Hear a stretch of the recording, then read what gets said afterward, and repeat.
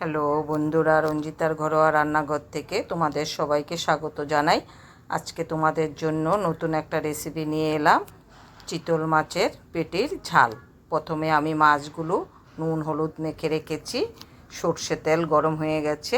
এবার মাছগুলো আমি ভেজে নেব। এই রান্নাটা আমি সর্ষে তেল দিয়ে করব।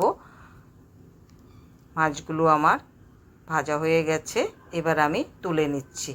তোমাদের কাছে ছোট্ট অনুরোধ থাকলো, শুরু থেকে শেষ অবধি দেখো, আশা করি ভালো লাগবে।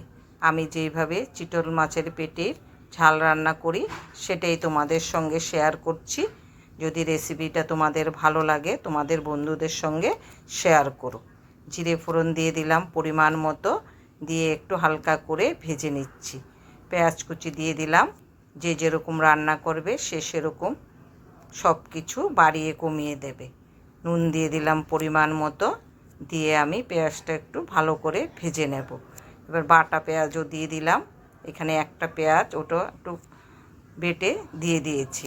একটা টমেটো কুচু দিয়ে দিলাম, দিয়ে আমি একসঙ্গে ভালো করে ভেজে নেব। এবার বাকি মশলাগুলো আমি দিয়ে দিচ্ছি। জিরের গুঁড়ো 1 চামচ, ধনের গুঁড়ো আধা চামচ, কাশ্মীরি লঙ্কার গুঁড়ো 1 চামচ, ঝাল লঙ্কার গুঁড়ো 1 চামচ, আদা বাটা 1 চামচ, হলুদের গুঁড়ো 1.5 চামচ, কয়েকটা কাঁচা লঙ্কা দিয়ে দিলাম। দিয়ে আমি একটু জল দিয়ে মশলাটা একটু ভালো করে কষে নেব। মশলাটা ভালো কষা হলে রান্নার টেস্ট বেড়ে যায়, খেতে খুব সুন্দর হয়। এবার আমি একটু জল দিয়ে দিচ্ছি। জল দিয়ে আবার একটু ভালো করে মশলাটা কষে নিচ্ছি। এবার একটু ঢাকা দিয়ে দেব। আবারও আরেকটু জল দিয়ে দিচ্ছি। দিয়ে এবার জলটা আমি ফুটতে দিয়ে দিচ্ছি। একটু ঢাকা দিয়ে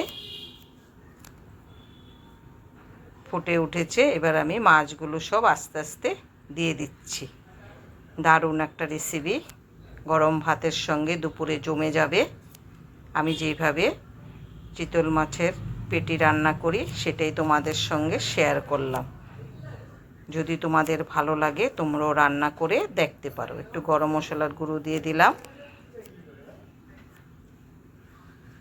দেখো কালারটা কি সুন্দর হয়েছে। এবার একটা ঢাকা দিয়ে দিলাম ভালো করে সিদ্ধ হওয়ার জন্য। এই দেখো, দেখতে খুব সুন্দর লাগছে। এবার আমি একটা প্লেটে তুলে নিচ্ছি। যদি আমার রেসিপিটা তোমাদের ভালো লাগে কমেন্ট করে জানাবে, তাহলে খুব খুশি হব। এই দেখো, দেখতে এরকম হয়েছে। সবাই ভালো থেকো, সুস্থ থেকো, পাশে থেকো। যদি ভালো লাগে লাইক শেয়ার করে দিও।